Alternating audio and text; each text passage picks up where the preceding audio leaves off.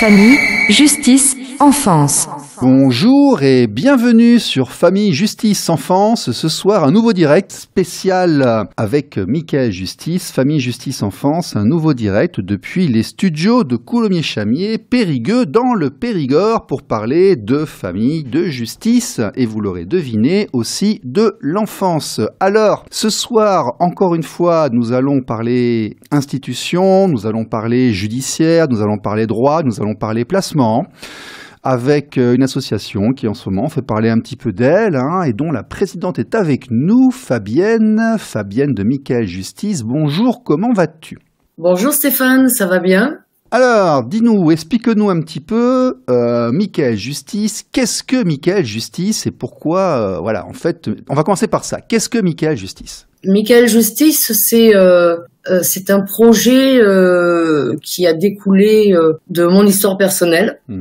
J'ai vécu certaines choses dans ma vie qui se rapprochent de tout ce que vivent ces parents que nous défendons aujourd'hui. Et je n'ai pas eu, moi, la possibilité d'être aidée comme je le propose aujourd'hui avec l'association et tous les membres qui nous accompagnent.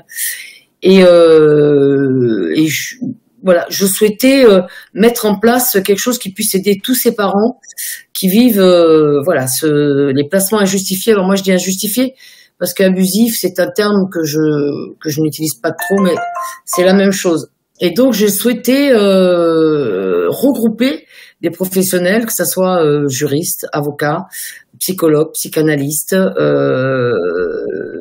soutien moral, psychologique, et j'ai souhaité aussi mettre en place ce qu'on appelle un soutien spirituel. Alors moi je propose, l'association propose aux parents, d'accord. Nous, c'est les parents qui restent décisionnaires de ce qu'ils veulent faire avec nous, et quel accompagnement ils veulent. Et aujourd'hui, les retours sont quand même assez positifs et les parents sont quand même assez contents de ce qu'on propose. D'accord, donc en fait on va résumer. Mickaël Justice est une association qui regroupe un certain nombre de professionnels, d'intervenants, oui, que ce soit des personnes concernées, que ce soit des psychologues, que ce soit des avocats, des professionnels, et c'est une association qui regroupe à la fois, on ne va pas dire des victimes, mais des usagers mécontents du système judiciaire de la protection de l'enfance, voilà, on va dire ça comme ça, et des professionnels aussi qui leur apportent un certain soutien, autrement. Et je crois que dans Mickaël Justice, il y a certains noms, tu peux notamment nous les révéler ici peut-être? Oui, alors de quelle catégorie professionnelle? Vas-y, dis-nous qui est dans Mickaël, voilà, parce que ce n'est pas que toi, voilà. Ah non, Mickaël Justice, de toute façon, tout seul on fait rien, ça c'est la première des choses. Dans Mickaël Justice, il y a des juristes, des avocats, notamment au niveau des avocats, il y a Maître Marie Bézy, qui est une des fondatrices avec moi-même et le trésorier, qui est Christophe Fiamma, que certains, Christophe Fiamma dit le caribouman, que certains reconnaîtront, qui nous accompagne. Maître Bézy, c'est une avocate. Le caribouman qui sera avec nous dans 2 semaines. Voilà, exactement. À bientôt. Donc Maître Bézy est sur Bordeaux. Nous avons ensuite Maître Georges Domergue qui est sur Versailles. Nous avons ensuite Maître Frédéric Martin, qui est sur Angoulême. Oui. Qui est intéressante, Frédéric Martin, que vous avez entendu ici à la radio il y a quelques semaines, qui a été avocate, puis procureure, puis à nouveau avocate. Donc elle a vraiment une vision de l'ensemble du système.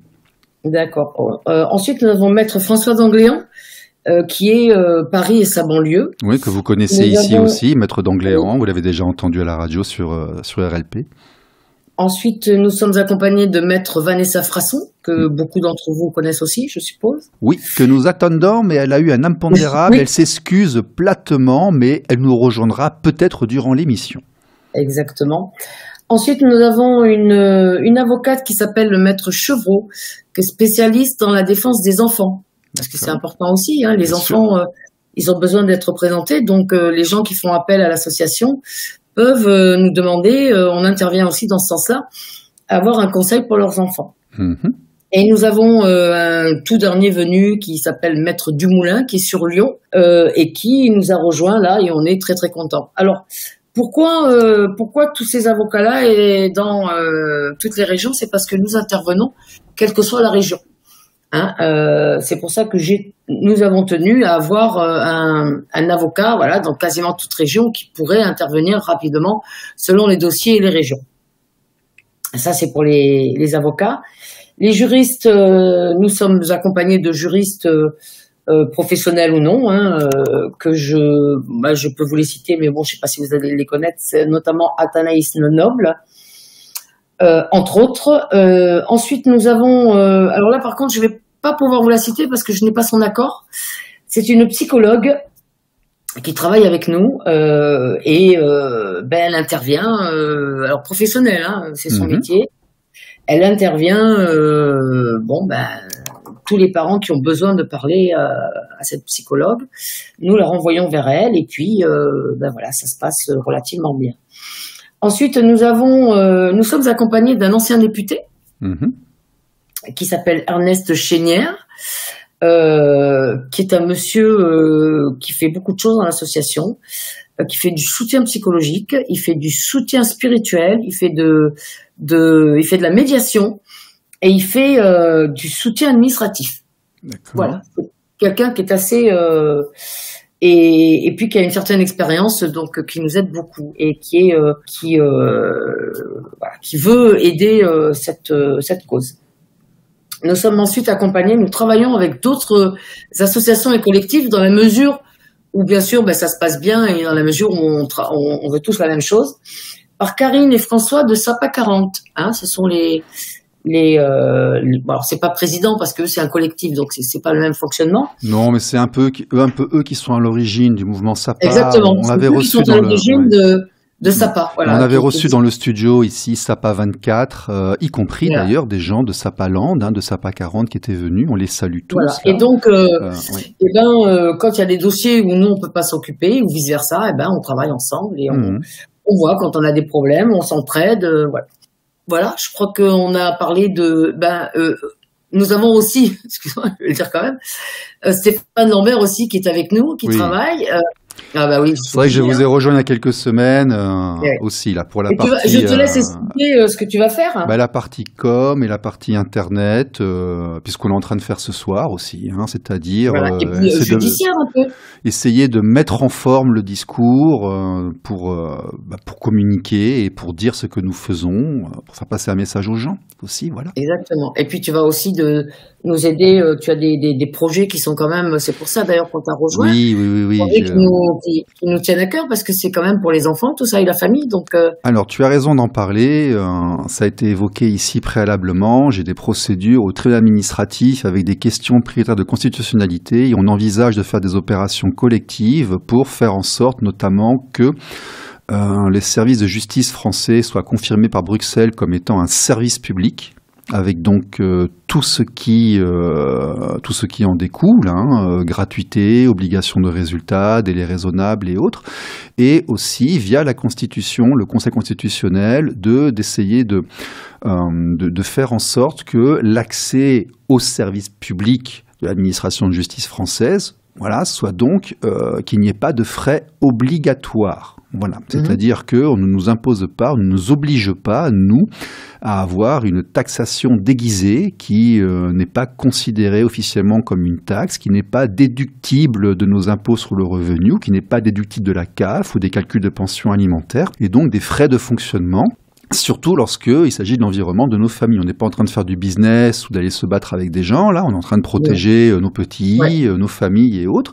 Et on ne comprend pas forcément parfois qu'à la fin, on se retrouve en slip, sans plus aucune propriété personnelle, dépenses de loisirs et autres, parce que le simple fait d'utiliser ou d'être sollicité par la machine administrative nous appauvrit. Voilà. Donc ça, c'est quelque chose qu'on regarde au niveau constitutionnel et on devrait en parler avec Maître Frasson, on le refera à l'occasion, c'est pas un problème.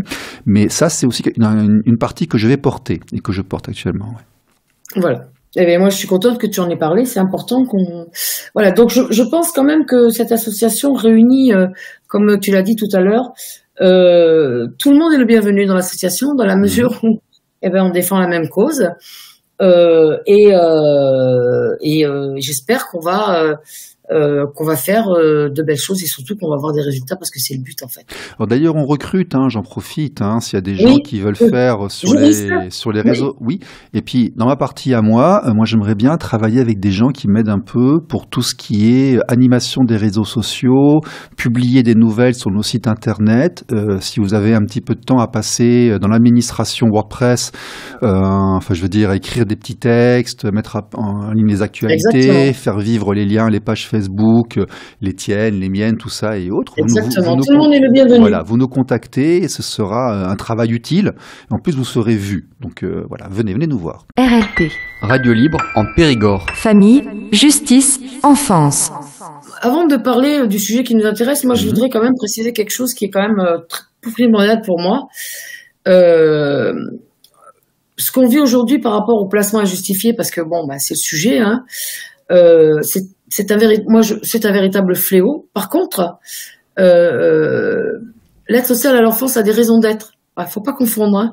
Moi, je me bats pas contre l'aide sociale à l'enfance. Non. Je me bats contre toutes ces familles à qui on enlève les enfants et c'est pas justifié. Voilà, c'est ça qui nous pose difficulté. Des enfants qui sont maltraités, bien sûr qu'il faut les sortir de leur famille. Ça, il y a aucune difficulté là-dessus. Par contre, quand les enfants ne risquent rien, il faut. Alors, le principe de précaution est là, on est bien d'accord, ok. Mais quand on arrive, mais il a un petit peu dévoyé le principe de précaution. Exactement. Il a un petit peu dévoyé. Et surtout, il n'y a pas de lisibilité, il n'y a pas de processus reconnaissable, identifiable, il n'y a pas de règles, et il y a trop d'initiatives individuelles ou de gens qui vont aller, parfois certains qui vont aller sauver le monde, d'autres qui vont utiliser des dysfonctionnements quand un système se pervertit, il y a des pervers qui se greffent dessus aussi. C'est un peu trop le boxon et donc on voudrait tous nettoyer un petit peu tout ça pour que ce soit plus lisible, plus linéaire. Ouais. Et donc souvent, quand on parle des placements injustifiés, l'aide sociale à l'enfance se méprend parce qu'elle pense qu'on se bat. Non, on se bat pas contre l'aide sociale à l'enfance. Ils ont des raisons d'être. On se bat contre ce fléau qui est là et qui dysfonctionne en fait. Faut être très clair. Non, mais on veut juste qu'ils bossent mieux. On est pour leur intérêt. On veut que les enfants qui sont réellement en danger soient protégés. Bien sûr. Et ceux qui n'ont pas de raison d'être en foyer parce qu'ils n'ont pas de danger chez eux, restent chez eux. Voilà, tout simplement. Et il y aura peut-être un peu plus d'argent à mettre dans les systèmes judiciaires et dans le médico-social plutôt que de le balancer à droite et à gauche pour nettoyer la Seine ou faire ci ou faire ça. Parce que quand on voit les sommes, nos gamins en auraient besoin de tout ça en fait. Ouais. Et moi, ce qui m'embête, c'est que moi, je l'ai vu et je le vois encore. Moi, me semble-t-il que la justice est la même pour tout le monde. Ah, ça c'est la théorie, mais il y a un monsieur Lafontaine, il y a un certain temps, qui a dit quelque chose qui est encore d'actualité. Voilà. C'est bien triste et bien malheureux. Ah oui, surtout au XXIe siècle, oui. Bon, tu diras, nous vivons dans les années 20 actuellement. Exactement. Non, mais le constat. Tu vois, ça résonne un petit peu, ça. Nous vivons dans les années 20. Le constat qu'on fait, nous, au niveau de l'association, parce que moi, on travaille tous ensemble, donc c'est un constat global. Parce que moi, j'échange régulièrement avec les avocats avec qui je suis en contact tout le temps, tous les jours, quasiment pour les dossiers, on fait des points. Mais on se retrouve face à des juges qui prennent des décisions, on se demande à quoi on sert, quoi, parce que de toute façon, ils font ce qu'ils veulent avec les lois. Ah, c'est un gros problème, ça, parfois. Voilà, donc les lois, c'est les mêmes pour tout le monde. En théorie, et elles sont faites à Paris, les lois, et elles sont rendues au nom du peuple français. Elles sont pas faites dans le tribunal, les lois. Il y en a qui l'oublient, ça. Nous, on fait des petits rappels à la loi, donc ils aiment pas, mais les parents ont des droits, et nous, là, on vient de finir un fascicule, d'ailleurs, on a travaillé, qu'on va remettre à tous les parents, sur justement leurs droits qu'ils ne connaissent pas. Que faire quand il arrive ça, parce qu'ils ont des droits et les juges, ils n'ont pas tous les droits. Il y a des lois et malheureusement, ils les appliquent pas. Voilà. Je suis désolée, c'est un constat. Ce qui fait que ça amène à des situations, comme on voit, catastrophiques, des parents qui ne savent pas où ils vont, qui sont mais traités comme les pires des criminels. Je suis désolée. C'est pas possible en fait. Voilà, ces parents-là sont dans une souffrance parce qu'ils cherchent ce qu'ils ont fait. Et alors ça, par contre, c'est un sujet qui revient souvent. Bon, je vais pas repartir sur tous les thèmes que j'ai abordés dans mon bouquin. Non, mais c'est catastrophique. Mais effectivement, ça, c'est un thème qui revient très souvent. Les gens ne comprennent pas très très bien ce dont il s'agit jusqu'au jour où ils sont confrontés. Exactement. Et lorsqu'on est confronté pour la première fois, soit aux services sociaux, soit à la justice, ne serait-ce que dans un divorce qui parfois est un peu complexe. Moi, je vois revenir, j'ai vu, ça fait des années que je vois des gens qui comprennent pas très bien en fait et qui sont pleins de questions et dit mais en fait qu'est-ce qui se passe, qu'est-ce que c'est que ce truc, comment ça marche, et il y a une demande, il y a vraiment une demande de la part de la population qui est confrontée à tout ça. Et d'ailleurs, je souhaite à beaucoup de gens de ne pas y être confrontés, mais aujourd'hui, il y a une demande de la population. Et c'est beaucoup mieux quand on n'y va pas. De toute façon, moi, je le disais dans les permanences et autres, vous engueulez pas, vous battez pas avec les enfants, vous faites du mal aux gosses, vous allez vous faire du mal à vous. C'est beaucoup mieux de vous entendre par vous-même. N'y allez pas parce que c'est incompréhensible. Enfin, voilà. Et il y a un défaut de compréhension. Les gens ne comprennent pas et ils aimeraient comprendre. C'est très contradictoire parce que justement par rapport à ce problème et ce fléau là qui est là, moi je suis la première à vouloir protéger les enfants. Mais qu'est-ce qu'on fait quand on a un problème dans sa vie un jour? Parce que tout le monde peut être confronté à des problèmes quand on est marié, des problèmes de couple, des problèmes d'argent. C'est pas ce que la vie nous réserve. Mais quand vous voyez que ces parents-là qui ne savent pas où ils vont, qui ont des problèmes, passent la porte du MDSI ou qui vont chercher de l'aide et en retour ils ont quoi?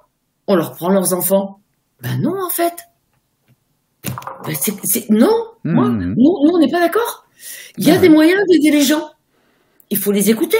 Il faut savoir quel est le problème et il faut les accompagner. Ça éviterait qu'on vienne chercher des enfants alors qu'il n'y a pas lieu d'aller les chercher. Surtout qu'on est sur des budgets parfois de plusieurs milliers d'euros par mois et par enfant. Si avec cet argent-là, on allait aider les familles, très souvent, elles iraient beaucoup mieux. Exactement. Puis vous savez, moi, des parents qui vont demander de l'aide, qu'on les aide pour les enfants parce qu'à un moment donné, ils se rendent compte. J'en connais plein. Qu'est-ce qu'ils ont eu en retour? Rien, on leur a pris les enfants. Mais c'est pas ça, en fait. C'est pas ça, aider les gens.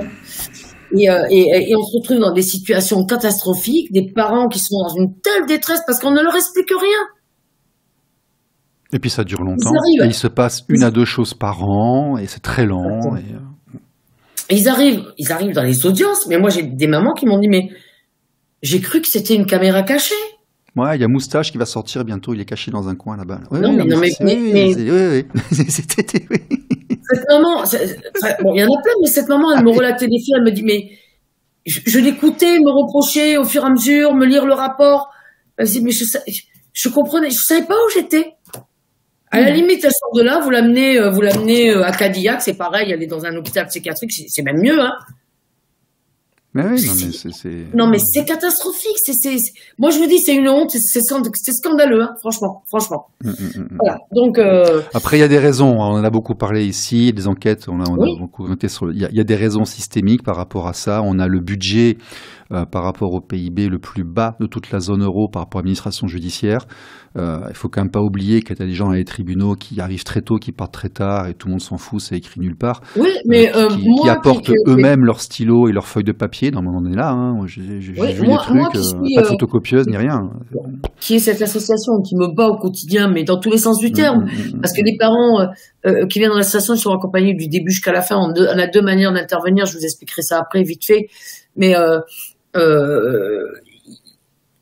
quand les gens qui font de l'écoute sont pas dispo, moi je suis toujours dispo, je suis toujours là pour répondre. Mais les parents, ils sont lâchés à eux-mêmes. Ils se retrouvent dans des espèces de roues judiciaires. Ils sont broyés, ils comprennent pas.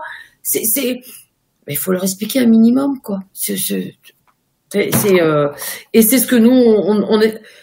Et c'est pas facile. Non. C'est pas facile parce que quand on prend les enfants, bah forcément, ensuite tout naturellement, ils les enlèvent de la carte vitale. Mais il faut expliquer aux gens, quoi, en fait. Les parents, ils nous rappellent à nous, mais Fabienne, les enfants, ils sont plus sur la carte vitale. Mais il y a le compte CAF qui s'est mis à jour tout seul.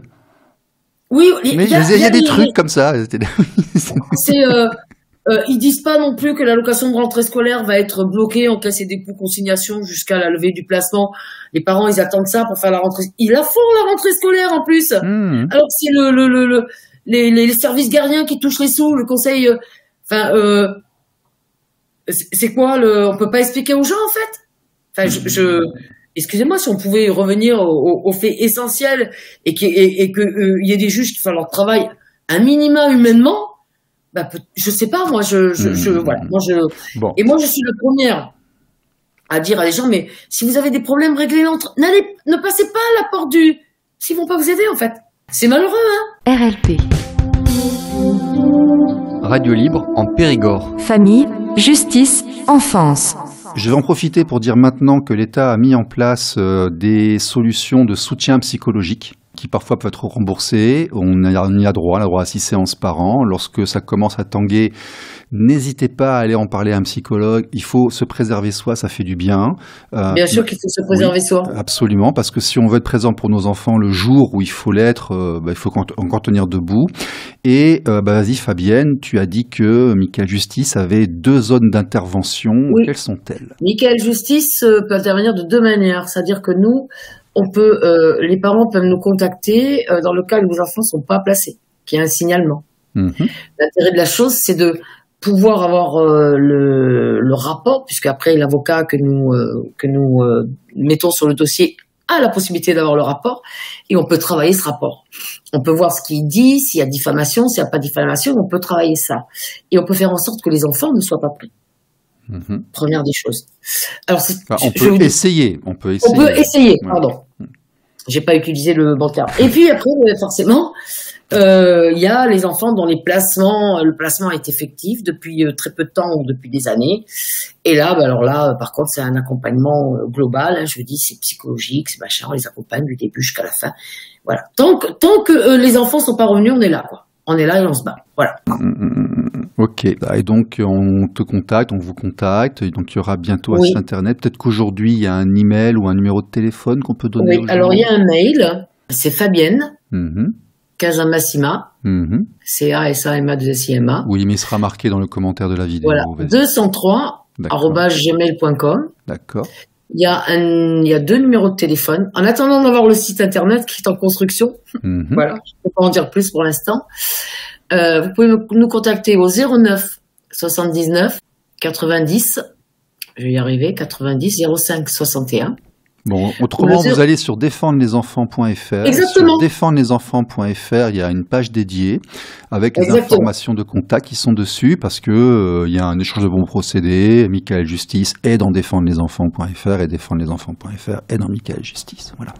Voilà, et nous accompagnons toute personne qui souhaite qu'on jette un œil bienveillant sur leur dossier parce que et nous travaillons dans la bienveillance et le respect parce que moi s'il n'y a pas ça on peut pas travailler en fait. Déjà ces familles elles souffrent beaucoup et voilà donc il y a le projet éventuellement aussi de faire des permanences de soutien sur internet éventuellement une fois par trimestre ou une fois par mois, ça pourrait être une bonne idée. Mais là c'est que le début parce que Michael Justice comme vous le savez ça fait peu de temps qu'on existe. Je suis déjà très fière de ce qu'on a fait parce que vraiment nous sommes à peu près là entre 15 et 20 personnes, ça dépend, et vraiment tout le monde travaille intelligemment, tout le monde, et moi je remercie tous les membres, je vous remercie tous d'ailleurs, ils se reconnaîtront, de m'accompagner dans ce projet qui est, me semble-t-il, important pour la suite. Alors, ce qui est intéressant de dire, c'est que ce problème qu'on est en train d'évoquer ce soir, qui a d'ailleurs 3 origines majeures, ce sont les divorces qui se passent mal, les violences conjugales, les handicaps, ce sont les 3 grandes sources d'approvisionnement, les violences familiales. C'est un ciblage, ce sont les 3 grandes origines qui aboutissent là. Dès qu'un enfant a un problème, en fait, et que l'administration commence à travertir qu'il y a un enfant qui a un problème, en fait, touche absolument toutes les populations. Et c'est la grande différence qu'il y a par rapport à il y a 40 ou 50 ans, enfin l'ordonnance de 49 notamment. D'ailleurs, nous avons des avocats aujourd'hui qui sont concernés, des fonctionnaires de l'administration, des policiers, des gendarmes, des travailleurs indépendants, des gens qui travaillent pas, des gens qui travaillent, des hommes, des femmes. Donc c'est vraiment quelque chose qui touche aujourd'hui maintenant une partie importante de la population. Et donc, on parle actuellement de centaines de milliers d'enfants. Et moi, ce que je voulais dire, c'est pas quelque chose de petit. En fait, ça peut arriver à tout le monde. Votre enfant se fait agresser demain à l'école, vous allez vous plaindre, et on va venir, enfin ça peut... Quelqu'un va commencer à venir regarder si par hasard chez vous, il n'y a pas une odeur ou un truc sur le mur, et ça y est, c'est parti. Là. Voilà. C'est très, très, très dangereux d'aller dire que son enfant a eu un problème à l'école, de contester l'école, de contester l'hôpital, de contester un docteur, de contester n'importe quoi, en fait. C'est devenu très dangereux. De faire l'école à la maison, par exemple. De ne pas vouloir faire pas vouloir faire des vaccins. Et on a le droit de ne pas vouloir faire un vaccin. C'est pas pour ça que... Ça dépend lequel, mais bon. Ouais. Non, c'est les deux grands marqueurs, de toute façon, ce que tu dis. Là, on a parlé des camas. En fait, si vous rentrez pas dans les cases, la roue se met en route. Oui, elles sont pas très précises, les cases. Hein. J'ai vu passer des trucs. Bon. Non, mais bon, quand même, on a quand même quelques références quand même au niveau des cases. Hein. Et en même temps, on a des enfants qui subissent des trucs atroces. Et là, on a beau signaler à répétition, il se passe rien. C'est ce que je disais tout à l'heure. Moi, il y a quelque chose qui me dépasse, mais moi, je dis souvent, mais ceux qui meurent sous les coups de leurs parents, là, ils sont où? Mais clairement, ils sont où, en fait? Ils sont morts. Mais bon, désolé. Voilà. Ils sont morts. Et puis alors, on va faire un peu d'humour. Mais c'est vrai que les morts, ils parlent plus, hein. Non. Ouais. Après, il faut trouver le bon dosage entre intrusion dans la sphère privée et puis protection des droits régaliens. Mais bon, donc il y a un souci de visibilité. Bon, on pourra pas aborder les côtés juridiques avec Vanessa aujourd'hui. C'est pas grave, ça nous fera une nouvelle émission supplémentaire. Elle sera obligée de venir comme ça, Vanessa. Elle aura son émission à elle toute seule et on fera. Et voilà, elle a eu un problème personnel. Voilà, je lui souhaite ça nous arrive un bon rétablissement et voilà. Mais de toute façon. Elle sera parmi nous, elle va rester longtemps et voilà. Et Vanessa, moi je t'embrasse. Voilà. Donc on va rappeler que Michael Justice a plusieurs projets. Il y a des projets effectivement de faire des systèmes de plaintes collectives, de faire des propositions de loi ou de demander. Il y a des conférences prévues aussi. Il y a des conférences de prévues. Tu vois, ça on pourra en parler aussi parce que on commence à avoir un certain maillage sur le territoire entre défendre les enfants et toi. Et puis. Et moi je suis attentive. Hein, les associations qui veulent travailler avec nous sont les bienvenues aussi. Hein. Oui, c'est un peu le système d'équité parentale à l'époque. Hein. Tout le monde allait manifester et autres avec un logo commun en gardant le sien. Donc on peut tout à fait travailler ensemble, travailler avec nous. Ce qui est intéressant, c'est qu'on a différentes manières de travailler, mais qui, me semble-t-il, sont complémentaires. Bien sûr. On peut se passer les gens les uns les autres. On n'est pas en train de demander aux gens de quitter leur identité pour prendre la nôtre. Hein, voilà. Et dans ce genre de combat-là, tout seul, on n'y arrivera pas. Non, il faut mettre les gens ensemble. C'est très important de rester ensemble. Et c'est ce que je tente de faire. Il faut réunir. Il faut qu'on soit tous ensemble. Voilà. D'ailleurs, je le dis aux gens, ne restez pas seuls. Surtout, ne restez pas isolés face à la fatalité et l'incompréhension. Allez chercher du soutien et regroupez-vous, échangez-vous les tuyaux, les informations. Et surtout, faites attention aux réseaux sociaux. Vraiment. Si je peux me permettre de faire une aparté. À Internet, n'oublie rien.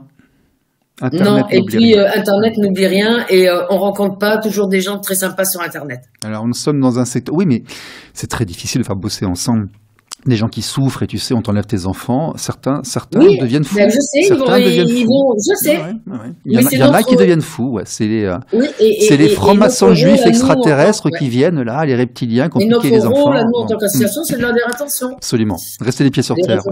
Exactement. Les réseaux sociaux ne sont pas. Il n'y a pas que des gens bienveillants. Non, mais il faut prendre le bon côté des réseaux sociaux pour faire de la prise de contact, s'échanger des informations, s'échanger des tuyaux, mais faites des groupes privés, quoi. Ne mettez pas forcément tout en public. Et surtout, là, si on arrive à réunir ce collectif d'associations, ce que j'espère, on peut quand il y a une association qui arrive et que l'autre n'est pas arrivé, on se transmet les trucs, on s'aide, on s'entraide, c'est comme ça qu'on va y arriver. Des zones géographiques de territoire. Exactement. C'est pour ça que tous les avocats que je vous ai cités là ont des zones géographiques bien spécifiques dans toute la France. Ok. Fabienne, tous les contacts sont sur défendreslesenfants.fr et ils seront aussi dans le lien de la vidéo YouTube. Merci d'être venu. Et puis, merci pour ton accueil, Stéphane. Bon, on se dit à très bientôt. Merci. Allez à tous, au revoir, à la semaine prochaine. RLP. Radio libre en Périgord. Famille, justice, enfance.